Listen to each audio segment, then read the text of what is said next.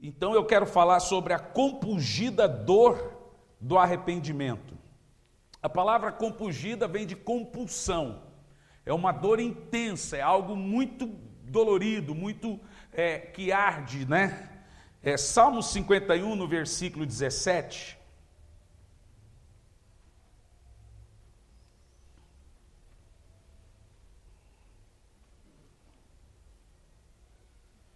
Diz assim: os sacrifícios para Deus são um espírito quebrantado, a um coração compungido e contrito não desprezarás o Senhor. A palavra compungida é sinônimo de quebrantado ou algo muito dolorido. Senhor, fale conosco, que não seja eu quem fale, mas que seja o teu Espírito falando ao nosso coração. Nos ensine, nos instrua. Pregue, meu Pai, para nós aqui nessa noite, em nome de Jesus. Amém. Eu não sei se você sabe o que significa a palavra arrependimento. A palavra arrependimento é uma palavra grega de duas palavras. Uma palavra é meta, a outra palavra é noel. Metanoel. Metanoel significa meta, aquilo que se escreve mesmo, um estilo de vida, um alvo, algo que queremos alcançar, e noel para um estilo de pensamento. A palavra metanoel, que vem do grego, no Velho Testamento, a palavra era circuncidar. A palavra arrependimento no Velho Testamento dava-se a ideia de circuncidar o coração, de dilacerar o coração, de sentir dor. Essa palavra foi usada por Jeremias, quando Jeremias disse, circuncidem os seus corações, rasguem os seus corações. Daí se originou a palavra arrependimento. O primeiro evangelho pregado na Bíblia, ou a primeira pregação bíblica, não foi sobre perdão, não foi sobre misericórdia, não foi sobre amor, não foi sobre graça. A primeira palavra pregada na Bíblia está em Marcos capítulo 1, no versículo 4, foi sobre arrependimento. João disse, arrependei-vos, porque é chegado o reino de Deus. Jesus disse, se vós não vos arrepender, todos de igual modo perecerão. Os discípulos pregavam, arrependei-vos para ser salvos. Jesus pregava o arrependimento. Palavra essa que foi a primeira pregação evangélica, a primeira pregação bíblica, de tamanha importância desse tema. O arrependimento, ele é uma graça do Espírito Santo, uma graça do Espírito de Deus, por meio do qual o pecador é humilhado em seu íntimo e transformado no seu exterior. E por que Deus faz isso? A fim de proporcionar uma transformação no seu interior. Arrependimento não é remorso, arrependimento não é sinceridade. Por exemplo, a pessoa pode ser sincera a despeito de seus pecados e ainda assim não se arrepender. A pessoa pode dizer assim, eu sou pecador, eu sei que eu sou pecador, não significa que ela está arrependida de seus pecados. Por exemplo, Judas, a Bíblia diz que ele reconheceu o seu pecado, ele disse, pequei entregando sangue inocente. Ele reconheceu, mas ele saiu dali e se enforcou. Saul também disse para Samuel quando confrontado, eu pequei, mas mesmo assim o pecado de Saul não fez ele ser transformado, mesmo reconhecendo que ele havia pecado. Ou seja, o arrependimento, ele é muito mais do que a sinceridade, do que você reconhecer que você é pecador. Ele é muito mais do que você definir sinceramente, não, eu sou falho, todo mundo é falho. O arrependimento é mais do que isso.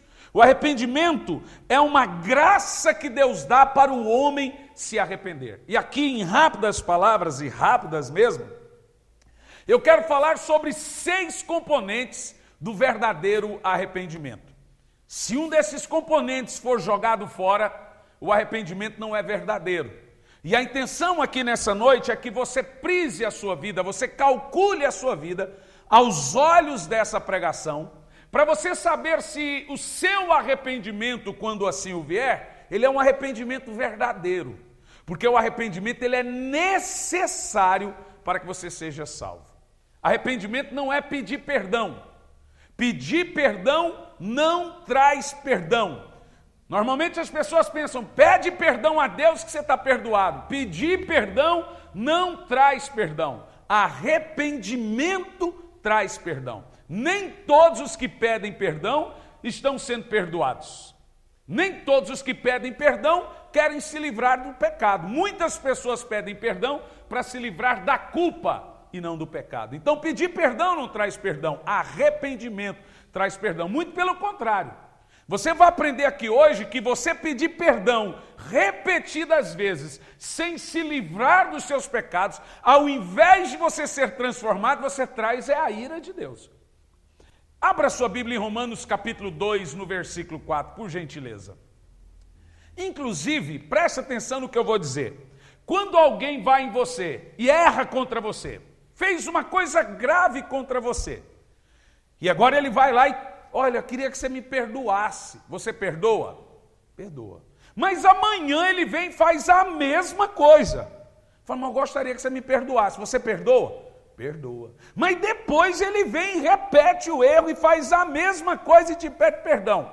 O que é que você começa a sentir? Raiva. É verdade ou não é? E veja que esse é o sentimento que Deus sente. Em Romanos capítulo 2, no versículo 4, diz assim: ou desprezas tu a imensa bondade da misericórdia de Deus, não percebendo que é a misericórdia de Deus que produz o arrependimento. Percebeu? O arrependimento é uma graça, é uma misericórdia. Quando uma pessoa reconhece o erro e arrepende-se de seus pecados, ele só faz isso pela misericórdia de Deus. Agora olha o versículo 5. Mas por causa da dureza do teu coração, e que não se arrepende, o que acontece aí? O que acontece? Acumulas ira sobre ti no dia do juízo. Você percebeu que quando uma pessoa fica pedindo perdão a Deus por algo e repetindo aquele algo, pedindo perdão a Deus por algo e repetindo aquele algo, ao invés dela ser perdoada, ela faz acumular a ira de Deus. Ou seja, é muito melhor, o arrependimento que é aceito pelo Senhor é aquele arrependimento que é compungido, que é acompanhado do abandono do erro. Nenhum pecado é perdoado se ele não for abandonado. Deus não perdoa pecados que não são abandonados. O pecado, para ser perdoado, ele precisa ser deixado. A Bíblia diz que é quem confessa e deixa que encontra misericórdia. Então, arrependimento também não é chorar, porque uma pessoa pode se sentir dor pelo pecado e pode ser um simples remorso. O remorso traz razão e traz emoção, mas o remorso não produz mudança. O apóstolo São Paulo fala na sua epístola, em 1 de Paulo aos Coríntios, se eu não me engano, no capítulo 7, no versículo 10, até confere alguém para mim, diz assim que a tristeza gerada por Deus produz uma qualidade de arrependimento que não traz morte, mas a tristeza do mundo é culpa, é morte. Você percebeu? Que a culpa, ao invés dela se aproximar, ao invés dela aproximar você de Deus, ela faz distanciar você de Deus. O arrependimento não. O arrependimento é uma misericórdia tão tremenda que faz você se aproximar de Deus. A culpa faz você se distanciar, faz acontecer como Judas, faz você se afastar. Eu sei na igreja quando uma pessoa se sente culpada e quando ela está arrependida. Uma pessoa culpada começa a sentar lá atrás, não vai conversando com as pessoas, até sumir da igreja. Uma pessoa arrependida, toda vez que você chama ao altar, ela é a primeira a ir em lágrimas, chorando. Você fala, que irmão quebrantado. É muito arrependimento. Então nós vamos lá aos componentes do verdadeiro e genuíno arrependimento. Se alguns desses 6 componentes lhe faltar, o seu arrependimento, ele precisa ser provocado por Deus. Primeiro componente, nós chamamos de percepção de pecado. A primeira parte do remédio de Cristo, irmãos, são olhos abertos, como está em Atos 26 e 18. Este é um fato muito importante para nós observarmos, principalmente no arrependimento do filho pródigo. Em Lucas 15, 17, a Bíblia diz que o filho pródigo usou uma frase do tipo assim: caiu em si. O escritor diz que ele caiu em si. Agora você vai perceber que antes do pecador ver a Cristo, ele tem que se ver como ele é. É muito difícil uma pessoa cair em si. Você já percebeu que quando uma pessoa está no erro, você tenta aconselhar, você tenta ajudar, e normalmente ela não vê o que ela está fazendo? O primeiro passo, o primeiro componente do verdadeiro e genuíno arrependimento é quando o pecador acha que o que ele está fazendo é errado. Ele cai em si, ele se vê. A Bíblia nos mostra isso no arrependimento do filho pródigo, e nós chamamos isso de percepção de pecado. Antes que o homem venha a Cristo, ele tem que vir primeiro a si mesmo. Em sua descrição de arrependimento, Salomão considerou isso como parte principal, o cair em si, o chamado a si mesmo, como está em 1 Reis, capítulo 8, no versículo 47. Uma pessoa, antes dela considerar Cristo como seu Senhor e Salvador, ela tem que se considerar como um pecador. Porque se você não é um pecador, você nunca vai precisar de um Salvador. Só precisa de Salvador quem está perdido. Só precisa de Salvador quem precisa de graça e misericórdia. E só precisa de graça e misericórdia quem reconhece que é pecador. Quem reconhece que é falho. Os olhos são feitos tanto para ver quanto para chorar. Então você deve chorar pelos seus pecados. Você deve ter uma percepção de pecados. Como é difícil hoje as pessoas verem os seus pecados. Como é difícil hoje as pessoas terem percepção dos seus erros. Irmãos, eu sou pastor de igreja. Eu prego há 16 anos, há 16 anos estou casado, né? Hoje é dia, confundi agora. Eu prego há 18 anos e estou há 16 casado. Pronto. Eu já viajei 78 países e eu já percebi como é difícil as pessoas verem os seus pecados, mesmo quando elas estão diante dos seus olhos. Saber o que você está fazendo e saber quem você é uma graça de Deus. Quando você sabe que o que você está fazendo não é certo, você está debaixo da misericórdia de Deus. E aqui nós temos uma questão interessante. Por que as pessoas são vencidas pelos seus pecados? Pelo menos duas razões. Primeiro, pela ignorância. Elas não veem os seus pecados. Elas precisam de um espelho espiritual. Segundo, amor próprio. Um dos motivos mais terríveis que levam uma pessoa a não se arrepender é ela ter pena de si mesma. Você já percebeu que normalmente quando uma pessoa está caindo ou cai em pecado, ela começa a sentir dó de si? E ela começa a exigir da igreja, do pastor, ou seja, lá do discipulador, que ele tenha pena. Eu quero que você se sinta e entenda que os seus pecados não te faz um coitadinho, os seus pecados te faz um culpado. Ele te coloca na berlinda, na frente do canhão da justiça de Deus. Ele te põe como inimigo de Deus. Você não pode se sentir um coitadinho. Você tem que falar: Senhor, eu sou um pecador, eu preciso da sua misericórdia. O segundo componente que nós encontramos é a tristeza pelo pecado. Isso aqui é muito interessante. No Salmo 38, no versículo 18, Davi diz assim, suporto tristeza pelo meu pecado. Ambrósio chamava essa tristeza de amargura de alma. A palavra hebraica para a palavra tristeza de alma é crucificar a alma. Crucificar a carne.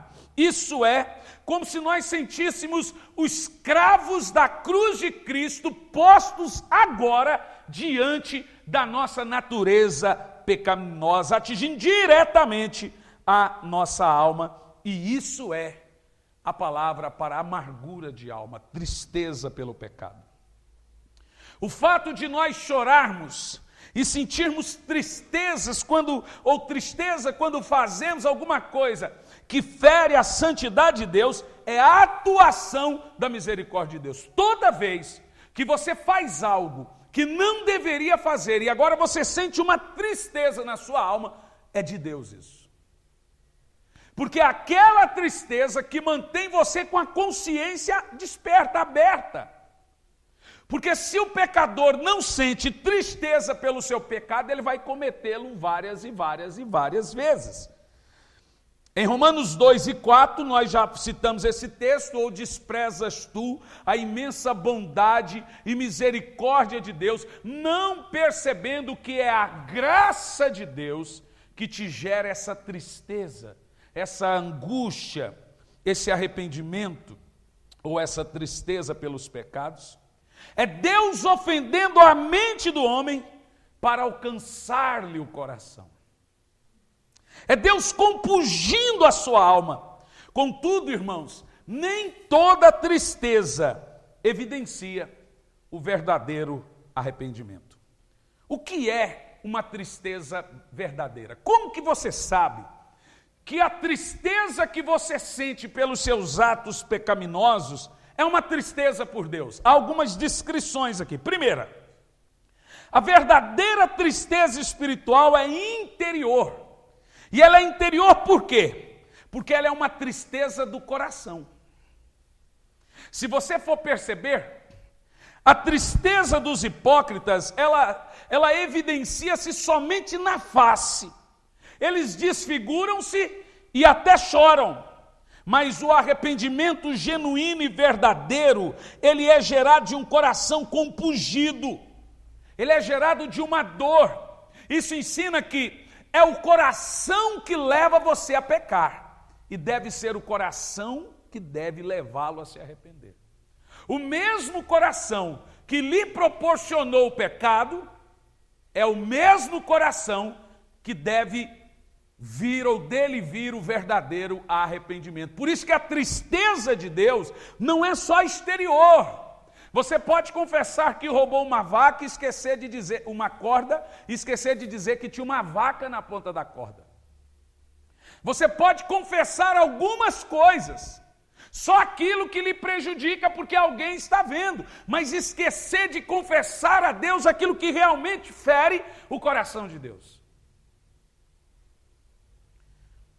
O arrependimento de Acabe, de Saul, de Balaão, de Judas, todos eles tiveram uma tristeza exterior. Judas chorou, Acabe chorou, Balaão chorou, todos eles choraram por seus pecados, mas nenhum desses aqui mencionados foram aceitos por Deus, porque era uma tristeza externa. A pessoa pode fingir que chora, mas ela não pode fingir diante de Deus que chora. Por isso que o arrependimento é uma tristeza interior. Ele avança mais além. É como uma hemorragia interna, é o coração sangrar pelo pecado. É o coração ter o protagonismo no arrependimento, como ele teve o protagonismo no ato em si do pecado. O coração que te leva a pecar deve ser o coração que te leva a se arrepender. Segunda descrição de testar a nossa tristeza pelos atos, ela é uma tristeza sincera. E por que é uma tristeza sincera? Como eu sei que a tristeza que eu sinto pelos meus atos são sinceras diante de Deus? E só tem uma maneira de saber. Essa é a única maneira de você saber que a tristeza que você sente é sincera. É uma tristeza pela ofensa e não pela punição. É saber que a lei de Deus foi afligida e o seu amor abusado. É o ladrão chorar porque roubou, não porque foi pego. Nós estamos vendo aí nessa série aí de delação premiada no Brasil, agora não, mas antes da presidente da República cair, ela disse que iria processar quem vazou os áudios. Em vez dela debater o conteúdo dos crimes, ela debate porque foi pega. O que é interessante é que eu estava no Rio de Janeiro semana passada e tinha um garotinho lá, sentado à mesa, e ele deu um arroto. E aí, sabe quando o pai fala assim, que feio, quem te ensinou isso? Ele está acostumado a fazer isso e os pais nunca fazem. Quando faz na frente dos outros, o menino fala, ué, mas por que brigar só agora? Mas aí, o menininho deu arroto. Não aconteceu nada. Quando o pai lhe provocou a punição e falou assim, eu vou tirar o seu videogame, o menino começou a chorar. Veja você que as pessoas choram pelos pecados descobertos. Ao passo que o verdadeiro arrependimento é chorar pelos pecados secretos, pelos pecados ocultos. É você sentir tristeza pela ofensa e não pela punição. Você entende o que eu estou dizendo? É o ladrão que chora porque foi pego, mas ele deve chorar porque roubou, não porque foi pego. A tristeza sincera é você saber que o convertido de verdade, ele leva a sua alma a verdadeira lágrima, e a alma dele chora por ter cometido o delito, e não porque alguém descobriu que ele cometeu o delito. Eu corrigi um pastor do nosso ministério. Ele caiu em adultério. E aí nós descobrimos, eu falei, eu vou te tirar. E ele não quis sair. E olha, além de te tirar, você vai ter que confessar isso perante a igreja. Porque um pastor, quando peca, o pecado dele é o mais grave de todos. Ele peca contra o maior conhecimento, ele deveria ser o primeiro a saber. Quando ele peca, mais pessoas são atingidas. E ele peca contra a sua sabedoria. É o pecado mais hipócrita de todos. Agora, se eu peco, eu não peco só contra a minha esposa, eu peco contra Deus, contra a minha esposa e contra a igreja que eu tenho responsabilidade. Então, mais do que justo, é eu pedir perdão para a igreja, para a esposa e para Deus. Fato esse que ele não queria. Mas se o senhor contar para minha mulher, ela vai me deixar, meu casamento acaba. Eu falei, já acabou, ela que não sabe. Falei, olha, ele está traindo ela e está com medo do casamento acabar. Veja você que ele não está preocupado com o adultério, ele está preocupado da esposa saber. Agora veja que essa é a tristeza dos hipócritas. Essa é uma tristeza que Deus não aceita. É uma dor que Deus não vai aceitar. Um cristão de verdade, ele tem que ser o primeiro a subir aqui e falar, eu pequei, vocês me perdoam? Ele sabe que a sua ofensa, Davi disse, eu pequei contra Deus. Veja, o pecado de Davi, o pecado de Betseba não foi só contra Betseba, não foi só contra Israel. Davi disse que mesmo ele pecando contra Betseba, contra Israel, ele disse, eu pequei foi contra Deus, eu estou ferindo é Deus. Então pouco importa quem vai descobrir, Deus já viu. Aquele que não deveria ver, talvez é o único que viu. Então resolve o que? Manter isso em oculto? Então a pergunta que se faz no verdadeiro arrependimento é, se alguém não soubesse dos seus pecados, você choraria por eles? Aí você começa a entender o que é a tristeza do Espírito Santo. É mesmo que você faça algo que só Deus saiba, você sente dor por aquilo que você está fazendo. Essa é uma tristeza sincera. Davi diz, contra ti somente pequei. O terceiro componente da compungida dor do arrependimento, do verdadeiro arrependimento, é a confissão de pecados. Queridos irmãos, a tristeza é um sentimento tão forte, mas tão forte, que ela em si tem suas próprias expressões, e são elas lágrimas nos olhos e confissão nos lábios. Gregório Nassasiano disse o seguinte, confissão de pecados, um bálsamo da alma ferida. A confissão é algo poderoso, e eu vou tentar lhe explicar qual é a força que tem a confissão. A confissão, em primeiro lugar, ela é autoacusadora. É dizer, eu é quem fiz, eu pequei.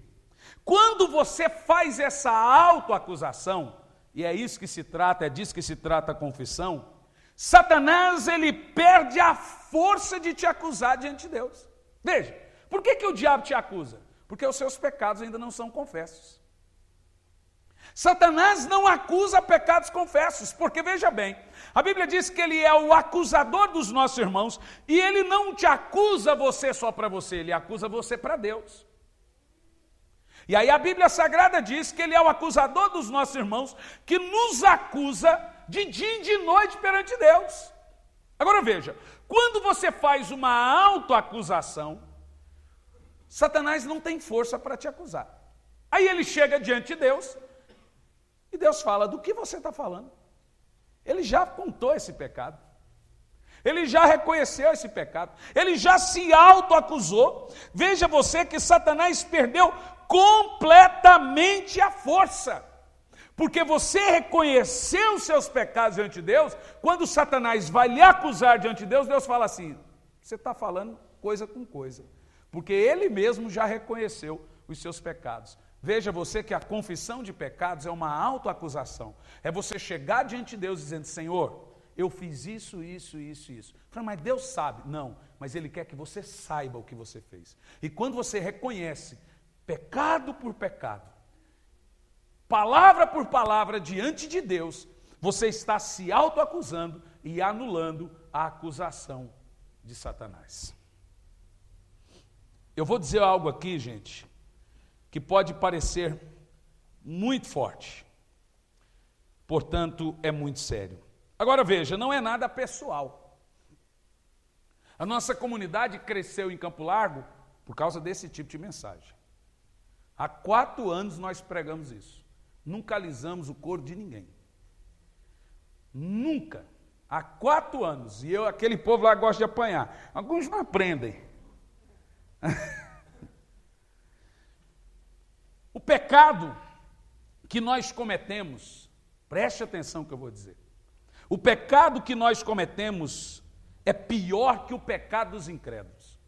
Quando a gente fala incrédulo, é de quem não conhece a Deus. E por que o pecado que nós cometemos é pior que o pecado dos incrédulos? Porque nós agimos contra a luz que possuímos. Eles não possuem nenhuma. Agora, pior que isso, os nossos pecados são piores que os pecados dos demônios. Porque, veja bem, os demônios nunca pecaram contra a cruz. Porque Jesus não morreu por nenhum demônio. Jesus morreu por você. Mas quando você peca contra a cruz. A Bíblia diz que é o cão voltar ao vômito, a porca lavada voltar ao chiqueiro. Veja que o seu pecado é pior do que o pecado do incrédulo, é pior que o pecado dos demônios. Os demônios não pecaram contra o sangue de Jesus e não pecam contra o sangue de Jesus. Mas nós pecamos contra o sangue de Cristo. Porque nós somos lavados e remidos no sangue do Cordeiro. Então, quando nós pecamos contra o sangue daquele que morreu por nós. Quinto componente do verdadeiro arrependimento: ódio pelo pecado. Os eruditos distinguem 2 tipos de ódio. Primeiro, o ódio da iniquidade. Iniquidade é pecado. E segundo, o ódio da inimizade. Então, em primeiro lugar, há um ódio ou abominação dos pecados, iniquidades. Em Ezequiel 36 e 31 diz: tereis nojo de vós mesmos, ódio de vós mesmos, por causa dos vossos pecados. Um cristão realmente arrependido é um cristão que detesta o pecado. Nós não amamos a Cristo enquanto não odiarmos o pecado. Ainda há um ódio pela inimizade. A melhor maneira de saber que você de fato se arrependeu é que você pegou uma terrível antipatia pelo pecado. É quem fumava agora sentir cheiro e sentir nojo. É quem bebia agora sente nojo de sequer pensar em bebida. Pegou uma repulsa pelo pecado. Esse é um bom teste para saber se você realmente é uma pessoa mudada e arrependida. O arrependimento verdadeiro começa no amor a Deus e termina no ódio pelo pecado. E como eu sei que odeio de fato o pecado? Aqui vai um teste, vamos lá. Como você sabe que você realmente odeia os seus pecados? Primeiro, quando uma pessoa se mantém resoluta contra o pecado, ela não quer fazer aquilo mais de jeito nenhum. Eu fiz, foi errado, mas agora eu não quero mais cometer esse pecado. Ela pega raiva, ela fica firme contra o ódio, contra o pecado, aí você sabe que você realmente pegou ódio. Segundo, o verdadeiro ódio pelo pecado, ele é abrangente. Ou seja, você não odeia só um pecado, você odeia todos os pecados. Você pegou a antipatia pelo pecado, não é pelo pecador, é pelo pecado. Você odeia adultério, você odeia mentira, você odeia prostituição, você odeia alcoolismo, você odeia aquilo porque você sabe que aquilo ofende a Deus. Então isso mostra que o seu arrependimento é verdadeiro. Em sexto lugar, o sexto componente do verdadeiro arrependimento é converter-se do pecado. Esse converter-se é o mesmo que abandonar o pecado, como está em Isaías 55:7, a palavra converter-se. Quando você escuta, quando você lê, tio Juarez, você está viajando, você vê uma placa na BR, está escrito conversão a 500 quilômetros. O que significa essa placa? A 500 metros. O que significa essa placa? Que ali tem um retorno, uma volta. A palavra converter é voltar. O verdadeiro arrependimento é aquele que te faz voltar. A Bíblia fala em Apocalipse: verifique aonde você caiu e volta. O filho pródigo é um arrependimento verdadeiro porque ele diz: voltarei para a casa do meu pai. Não adianta você reconhecer os seus pecados e continuar cometendo os mesmos pecados. O verdadeiro arrependimento é aquele que você, além de odiar o pecado, você abandoná-lo, agora você volta ao caminho da justiça, fazer o que é certo. Aí sim você está mostrando que o seu arrependimento foi gerado pelo Espírito Santo, que você volta. Amém? É abandonar o pecado, morrer para o pecado.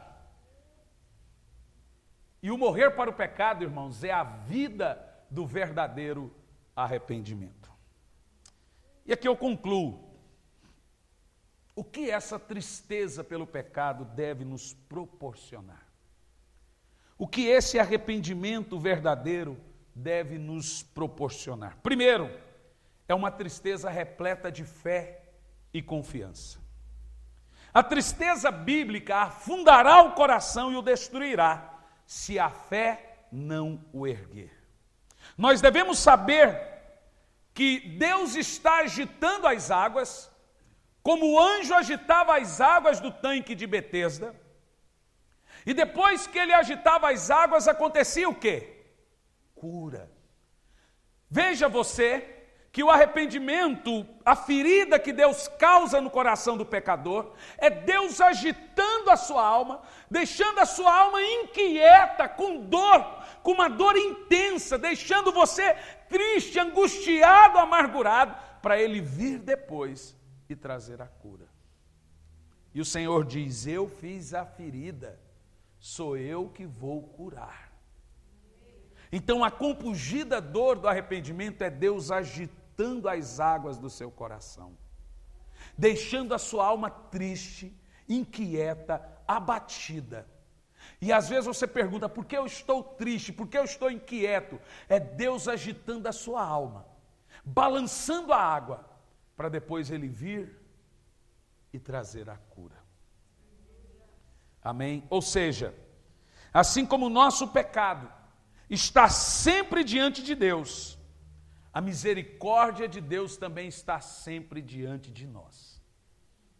Nós temos acesso a essa misericórdia. Em segundo lugar, a tristeza espiritual, ela é, em alguns casos, acompanhada de restituição. Aqueles que por injustiça errou contra outra pessoa, deve ter plena consciência de recompensar os seus erros. Quem está me entendendo? Se você pecar contra Deus, você pede perdão para Deus. Mas se você pecar contra alguém, não adianta pedir perdão só para Deus. Se você feriu alguém, falou mal de alguém, ofendeu alguém, você deve pedir perdão para essa pessoa que você provocou a ofensa. E aí nós sabemos que o nosso arrependimento é um arrependimento verdadeiro. Vamos orar a Deus.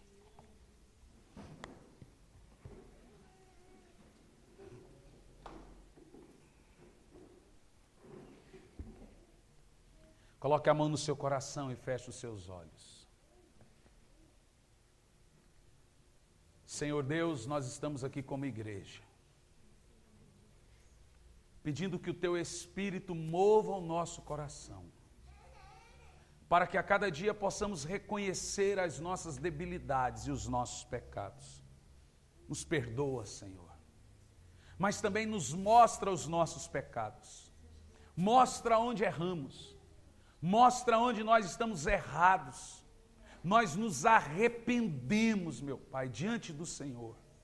Nós clamamos pela Tua misericórdia. Aos olhos da palavra de Deus, diante do que você ouviu, chore um pouco, fale com o Espírito Santo, reconheça. Talvez você pode medir o seu pecado aos olhos de um criminoso, então aí você não se sente um pecador. Mas meça o seu pecado aos olhos de Deus, aí você vai se sentir sujo demais. Meça os seus pecados aos olhos daquele que é o único, o verdadeiro, o único santo. E você vai perceber quantos pecados há em nós que devem ser abandonados, que devem ser reconhecidos e rejeitados. E aqui nessa noite nós rejeitamos, Pai. Nós rejeitamos os nossos pecados e nós nos arrependemos. Pai, nós sabemos que há uma transformação do Teu Espírito, há uma mudança do Teu Espírito vindo em nossa direção. E como igreja, nós mudamos e nós transformamos. Em nome de Jesus. Amém. Vamos aplaudir o nome do Senhor.